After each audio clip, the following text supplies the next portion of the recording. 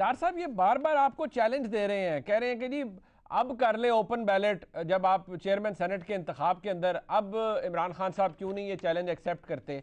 और बात घूम फिर कर डॉक्टर साहब आपने गो के बताया है पहले कि आपने बरादराना तरीके से मुझे मशवरा दिया कि यार छोड़ दें, कुछ काम इलेक्शन कमीशन के लिए भी छोड़ दें। मैं क्या करूं, मैं तो छोड़ने के लिए तैयार हूं, बिल्कुल इलेक्शन कमीशन करे। ये जो हमारे बाकी मौजूद मेहमान हैं ये तो चैलेंज करने पे तुले में आपको कि आपने देख लिया वो गबोल साहब कह रहे हैं वो दोनों हाथों से सलूट करेंगे इमरान खान साहब को अगर उन्होंने अपने ही लोगों के खिलाफ कार्रवाई कर दी तो।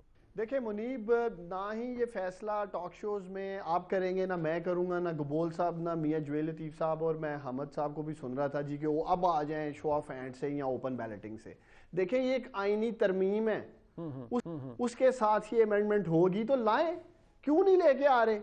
हर रोज एक पटारी खोल के मैं देखता हूं टॉक शो में बैठ जाते हैं बेचने के लिए जी अब कर दें अब कर दें। तो इनसे पूछें कोई बिल टेबल किया अपोजिशन ने इस हवाले से, आए जी अब सेनेट के चेयरमैन का इलेक्शन है, ये हमारी होमवर्क है जिसका हमने मिसाके जमहूरियत में भी वादा किया था, हमने पहले से होमवर्क कर रखा है। कोई एक चीज अभी तक ये अपोजिशन सामने नहीं लेके आई स्वाय जमीर फरोशी के और खरीदो फरोख्त के। अब देखें दूसरी तरफ बार बार कह रहे हैं जी नाम सामने ले आए, नाम सामने ले आए।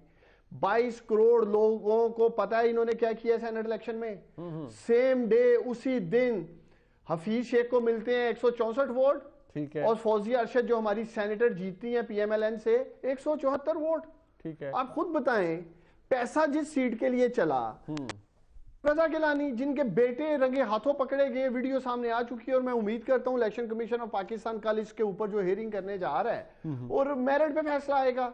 दूसरी तरफ इन्हीं गई, हमारे नहीं, गबोल साहब के साबिक वजीर आजम है राजा परवेज अशरफ, एडवांस पकड़ लिया है बाबा, एडवांस पकड़ लिया मुनीब। अच्छा, ये इस हद तक कल्चर और इखलाकियत तबाह करके रख दिया कि इस मुल्क का साबिक वजीर आजम कह रहा है पैसे पकड़ लिए हैं, जमीर फरोशी हो रही है, खरीदो फरोख्त हो रही है।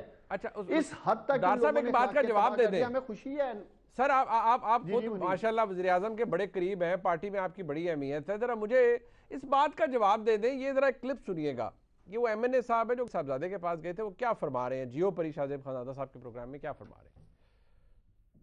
क्या ये स्टिंग ऑपरेशन था? स्टिंग ऑपरेशन बिल्कुल था, 100% था, इसमें कोई डाउट वाली बात नहीं है और पार्टी को केल में थी ये बात, इसमें कोई शक नहीं है। वो वीडियो खुद जमील ने जो है, जो हमारे एमएनए उन्होंने बनाई और बना के उसको दिया गया ताकि वो लोगों को, आवाम को पता चले कि जी ये करप्शन किस हद तक पहुंच गई है और किस तरह खुल्लम खुल्ला हो रही है। डॉक्टर साहब मुझे ये समझ नहीं आती कि जब ये आप इसे स्टिंग ऑपरेशन वो मान रहे हैं तो फिर ये आप कहते हैं कि ये एविडेंस है। उस पूरे क्लिप के अंदर इलेक्शन कमीशन कहता है जी कि पैसों का जिक्र नहीं है, वो टिकट का जिक्र नहीं है, और वो तो आज ये भी उन्होंने वहां पर रिमार्क्स है कि जी यूसुफ रजा गिलानी का जिक्र भी नहीं है। चले वो बात निकाल भी दें, ये जब आप खुद कह रहे हैं कि भाई ये स्टिंग ऑपरेशन है तो फिर ये एक्चुअल एविडेंस तो ना हुआ। अच्छा मुनीब, आपने भी ना पूरी जियो वाली भाईबंदी की है, आपने भी शहजेब का क्लिप दिखाया, आप दिखाएं अरशद शरीफ जो आपके कुलीग एंकर हैं यार वाई पे जो वीडियो चली थी वो दिखाएं जिसके अंदर 10 करोड़ सिंध के एक वजीर जो इनके बल्दियात के वजीर हैं वो ऑफर कर रहे हैं नासिर हुसैन। अच्छा नहीं, वो ऑडियो वो एग्जैक्टली वो जो ऑडियो क्लिप है, हाँ 10 करोड़ के फंड्स देंगे, ठीक है बिल्कुल ठीक है, 5 करोड़ आप बना लेना। देखिए उन्होंने एक और इंकिशाफ किया कि सिंध के अंदर जो 10 करोड़ का प्रोजेक्ट है, गबोल साहब सुने मेरी बात, 5 करोड़ कमीशन होगी तुम्हारी, 5 करोड़ तो तुमने वैसे ही कमा लेना है। इसके अलावा मरियम साहिबा कह रही हैं, वो कह रही है टिकट ऑफर किया है, फिर वो भाव अच्छा वो जो नासिर हुसैन शाह साहब वाली बात है डॉक्टर साहब, वो भी असलम खान साहब कह रहे हैं कि वो भी स्टिंग ऑपरेशन था। जो नासिर हुसैन शाह साहब से बात हुई, शाह साहब डिनाई करते हैं कि मेरी आवाज नहीं है, लेकिन असलम खान साहब कहते हैं जी वो भी स्टिंग ऑपरेशन था जो किया गया नासिर हुसैन शाह साहब के साथ। देखिए बात ये है मुनीब, आपका इलेक्शन कमीशन या इलेक्शन एक्ट क्या कहता है 2017 उसका 58, 57, सर वो मैंने बिल्कुल दुरुस्त कह रहे हैं आप, करप्ट प्रैक्टिसेस में बिल्कुल करप्ट प्रैक्टिसेस है, ब्राइबरी है, बिल्कुल इलीगल प्रैक्टिस है, बिल्कुल दुरुस्त कह रहे हैं, वो कवर है, वो बिल्कुल ठीक कह रहे हैं आप, मैं उस बात को डिनाई नहीं कर रहा, लेकिन मैं उस एविडेंस की वैल्यू के ऊपर बात कर रहा हूं कि उसके अंदर फिर आप एक कैरेक्टर को कह रहे हैं कि गिलानी साहब का बेटा और गिलानी साहब गिल्ट बाय एसोसिएशन में उन्हें आप फारिग करें। वो जो बाकी 2 एमएनएज हैं वो जो शामिल थे उसमें, और जो लोग वाकई बिके जिसके नतीजे में गिलानी साहब सेनेटर बने, उनके लिए आप बात भी नहीं करना चाहते सर? देखिए मैं आपके प्रोग्राम में फिर कैटेगोरिकली कह रहा हूं, जो बिका उनके खिलाफ एक्शन होना चाहिए। अब ये इलेक्शन कमीशन ऑफ पाकिस्तान का काम है, वो फैसला करेगा, वो निशानदेही करेगा कौन सर बिका। वो कहते हैं हम करेंगे, एक्शन लेंगे। डॉक्टर साहब, सर आपकी बात कटी, वो कहते हैं हम एक्शन लेंगे, आप नाम दें हमें। देखें वो लोग तो ये आ ही रहे हैं ना जिन्होंने स्टिंग ऑपरेशन किया, ये कल आ रहे हैं इलेक्शन कमीशन ऑफ पाकिस्तान में। इन 3-4 लोगों के साथ देखते हैं इलेक्शन कमीशन ऑफ पाकिस्तान क्या फैसला करता है। सर वो 16 उसके लोग बाद भी जो है जिन्होंने इन्होंने एडवांस पकड़ाए, जिन्हों को टिकटें ऑफर की, ये भी कुछ नाम दे ना। अच्छा, ये भी तो बताएं किन किन के जमीर इन्होंने खरीदे हैं, ये घबराते क्यों हैं। देखिए हमने जो एतमाद का वोट लिया उस दिन दूध का दूध पानी का पानी हो गया। अगर किसी का जमीर जागा था वो उस दिन जागता।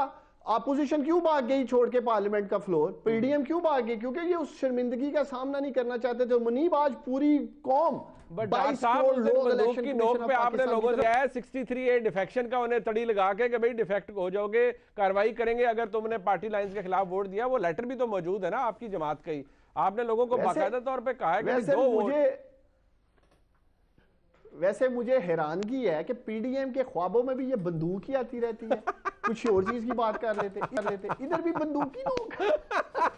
ठीक है, वो मैं मियां साहब से पूछ लेता हूं। सर मैं मियां साहब क्या दिखा के आपने लोगों की, मैं पहले भी पूछा था, क्या दिया क्या है? कोई आप ही नाम दे दें, जैसे कैसे वोट खरीदे हैं, कितने अरब रुपए लिए हैं? मनीब दो तीन चीजें हैं मैं आपकी खिदमत में अर्ज करना चाहता हूँ। बदकिस्मती है इस पाकिस्तान की कि 72 सालों में इतने झूठ नहीं बोले गए जितने इन 3 सालों में बोले गए हैं। जितनी ढिठाई से, जितनी नहीं हुकूमत वक्त, और जितनी ढिठाई से इनको शर्म भी कोई नहीं आती। एक दिन बात और कर रहे होते हैं, अगले दिन वही बात नहीं कर रहे होते हैं। मुझे आप ये बताएं कि आप बार बार ये सुनते आ रहे हैं और बार बार ये कहते भी आ रहे हैं ओपन बेल्ट। अभी ये उस्मान कह रहे थे कि हमें आपने कहा ना कि ये सेनेट का चेयरमैन का इलेक्शन जो है ये क्यों नहीं ओपन बेल्ट से आप करवा लेते। तो आगे से आपने जवाब सुना, वो कहते हैं हम आइन में तरमीम करना पड़ेगी। और भाई आप जब खुद कह रहे थे तो आपको इल्म नहीं था कि आइन में तरमीम करना पड़ेगी? या तो फिर आप झूठ बोल रहे थे, कोशिश की, या आपको कानून से इल्म, कानून से नाबल्द हो आप। और फिर तीसरा मुझे ये कोई बता दे कि आप बार बार कहते हैं कि जनाब बड़ी करप्शन हुई है, बिके हैं लोग, यूसुफ रज़ा गिलानी ने खरीदे हैं। तो भाई साहब, प्राइम मिनिस्टर साहब क्या फरमाते थे कि सेनेट का जो टिकट है या सेनेट का मेंबर जो बनना है वो 70 करोड़ तक बात चली गई है। तो फिर अब्दुल कादिर कितने में भाई बने, ये तो बता दें। फिर आप ये भी बताएं ना, लियाकत जतोई साहब आपकी जमात के बंदे जो हैं वो 35 करोड़ की बात कर रहे हैं कि आपने 35 करोड़ में टिकट बेचा। तो फिर आप कोई ये बताए तो सही ना यार कि सारे के सारे हम तो झूठे थे। पीडीएम वालों को बंदूकें नजर आती हैं, पीडीएम वालों को हवालातें नजर आती हैं, जेलें नजर आती हैं, करप्शन नजर आती है, कर्जे नए नजर आते हैं, मगर पीडीएम को यह भी नजर आता है कि 2 वक्त की रोटी लोगों को खरीदने की सकत नहीं रहेगी। पीडीएम को लोगों को यह भी नजर आता है कि अपने प्यारों के लिए अद्वियात लेने की सकत नहीं उनमें रहेगी। तो फिर पीडीएम को यह नजर नहीं आ रहा कि सबसे दुनिया का जो झूठा आदमी है उसको ये नहीं पता कि अक्सरियत वाला यूसुफ रज़ा गिलानी जो है वो 12 तारीख को जीत रहा है। फिर ये नहीं उसको इल्म, और अगर ये इल्म नहीं है उसको आज भी ये है डाउट कि मैं अदारों को इस्तेमाल कर लूंगा या अपने लोगों को जिस तरह एक सेफ बैंक में रखा उसी तरह मैं फिर रख लूंगा। मियां साहब, मुझे एक बात समझ नहीं आती, आप लोग बड़ी आसानी से कह देते हैं। मैं ये बात गबोल साहब के सामने भी रखता हूं। मुझे गबोल साहब, आप लोगों को भी तो पता था ना कि अक्सरियत नहीं है पूरी पीडीएम या ऑपोजिशन के पास गिलानी साहब के इलेक्शन से पहले, लेकिन आप लोगों ने कहा जी हम जीतेंगे, जीत जाएंगे, और इवेंचुअली लोगों ने अपना जमीर बेचा, पैसे के लिए बेचा, किस लिए बेचा, या अपनी लॉयल्टी तब्दील की, उन्होंने गिलानी साहब को वोट देकर जिता दिया। आपकी इजाजत से एक सेकंड, एक जुमला, एक सेकंड, वो दूर बैठे, मैं मेरी अर्ज सुन ले, मैं आपके करीब हूं इसलिए फायदा उठा रहा हूं। अच्छा। मैं आपको मनीब ये बात कहता हूं, 35 से 40 लोगों का ग्रुप है पीटीआई का, अरकान असेंबली का, जो उनको हल्फन छोड़ चुके हुए हैं। मगर जिस तरह दुबई से कोई बंदा आया रात सुबह जब वोटिंग थी तो वो कुछ करके गया, कुछ और लोग करके गए। ये सारी कौम के सामने चीजें हैं, मगर इसके बावजूद भी वो 35-40 का ग्रुप जो है आज भी इसके साथ नहीं है। बट नहीं, बात यहाँ पर यह गबोल साहब कि आप लोग भी तो यही कहते थे ना कि जीत जाएंगे। अब अगर हुकूमत कह रही है कि जी नहीं जीत जाएंगे संजरानी साहब, हम हुकूमत में हैं, ठीक है 3-4-5 वोटों का फर्क है, जीत जाएंगे संजरानी साहब, तो हुकूमत क्या गलत कर रही है? आप लोगों ने भी तो गिलानी साहब को ऐसी सेनेटर बनवाए, आप ये बनवा लेंगे चेयरमैन सेनेट, तो कौन सी बड़ी बात? कोई बड़ी बात नहीं है। हर पार्टी क्लेम वो जीत रहे हैं, हर पार्टी क्लेम कर रही है वो जीत रहे हैं। इमरान खान की भी पार्टी क्लेम कर रही है, उसको करने दे। अभी मैं आपको बताऊं, शहरी रहमान के आज डिनर में हमें एक और आजाद जो है वो रुकन ने जो है, अफरीदी साहब ने जो है शमूलियत की पीपल्स पार्टी में तो आजाद सेनेटर बने। तो हमारा जो तादाद है वो 53 से 54 हो गया है, लेकिन इनका जो 47 है वो 47 से भी शायद एक कम हो गया आज। तो मैं समझता हूँ कि इनको अपनी हार नजर आ रही है, लेकिन कहने में कोई हर्ज नहीं है। जिस तरीके से शिबली फराज का काम है, ये देखो वो आके कहते हैं हम जीत चुके हैं, तो हम इनको 12 तारीख को पता चल जाएगा शाम को 5 बजे के बाद कि फिर से यूसुफ रजा गिलानी एक और सरप्राइज देंगे। और उसके बाद फिर मैं समझता हूँ कि अगेन जिस तरीके से इमरान खान जब वोट ऑफ कॉन्फिडेंस देने से पहले उसने ये सोचा था, वो फैसला किया था कि मैं इस्तीफा दूंगा, लेकिन एक रशीद और दूसरे मिनिस्टर है उन्होंने रोका उनको इस्तीफा देने से। लेकिन अब चेयरमैन सेनेट का इलेक्शन हार गया, इसके बाद मेरे ख्याल में मिड टर्म इलेक्शन होने जा रहा है। अच्छा, ये आप कह रहे हैं, मैं क्योंकि डार साहब ने जाना है, मैं उनसे क्विकली जवाब ले लूं, फिर आप सबके पास होगा। डार साहब मुझे सिर्फ इतना बता दें, ये अब्दुल कादिर साहब के हवाले से पूरा प्रोपेगेंडा आपने उस पर कैंपेन की कि जी देखे पार्टी के कारकुन की बात सुनी है इमरान खान साहब ने और टिकट रिवोक हो गया है। अब वो ये हैं और उन पे ये कहा गया है, पार्टी को भी एतराज़ था कि ये सिर्फ पैसे वाली शख्सियत है इसलिए बन गए हैं, लिहाजा इनका पार्टी में कोई कंट्रीब्यूशन नहीं है, इनको टिकट नहीं मिलना चाहिए। वो आज़ाद बने, जैसे भी बन गए, अब बन गए और पार्टी में आज आपने उन्हें शामिल कर दिया। उस पार्टी वर्कर की आज आपने इज्जत बढ़ाई है या उसको कुछ और दिया है जिसे मैं नहीं कहना चाहता? पार्टी वर्कर को हकीकत बताइए। मुनीब, एक हम सियासी पार्टी हैं, कोई एनजीओ तो नहीं है कि अगर कोई आज़ाद उम्मीदवार जीत के, जनरल इलेक्शन में भी आज़ाद उम्मीदवार जीतते हैं और वो पार्टियां ज्वाइन करते हैं, इसी तरह सेनेट इलेक्शन में अब वो आज़ाद जीत गए हैं, उनको हमायत हासिल थी, सारा कुछ था, ठीक है। फिर यहाँ यही कहूंगा, या तो ये एविडेंस लाए ना, यूसुफ रजा गिलानी के बेटे का एविडेंस आने के बावजूद ये नहीं मान रहे पैसा चला है, तो ये किस तरह कह सकते हैं कि अब्दुल कादर ने पैसा चला दिया है? इनसे ये पूछने वाली बात है। सादर से मियां जुवेद साहब भी नाम ले रहे थे, लतीफ साहब, बाकी भी ले रहे हैं, यहाँ तो कोई एविडेंस ले हैं? ये एविडेंस प्राइम मिनिस्टर है ना, ये देखें जी वीडियो। सर, नहीं कह रहे आपने गलत किया, आपका पार्टी वर्कर कहाँ खड़ा है आज उस्मान भाई? वहां का पार्टी वर्कर आपका, बलोचिस्तान का पीटीआई का पार्टी वर्कर कहाँ खड़ा है आज? अल्हम्दुलिल्लाह पार्टी का वर्कर हमारे साथ खड़ा है, पार्टी के वर्कर ही जीते हैं। सैफुल्लाह नियाजी जीते हैं, चौधरी इजाज जीते हैं, हमारी डॉक्टर जरका जीती हैं, इसी तरह ओन बप्पी जीते हैं, बहुत सारे पार्टी वर्कर सेनेटर्स बन के आगे हैं।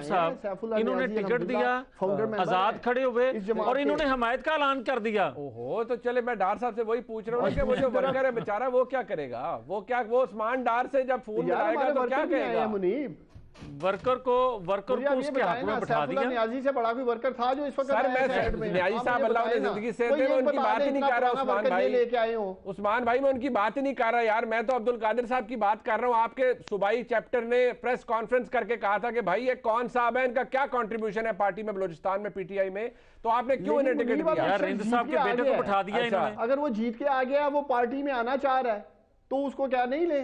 मुझे बताइए ना, क्या सियासी उम्मीदवार नहीं लेती है? क्या पीएमएलएन नहीं लेती रही है? ये नहीं लेते रहे आजकल की?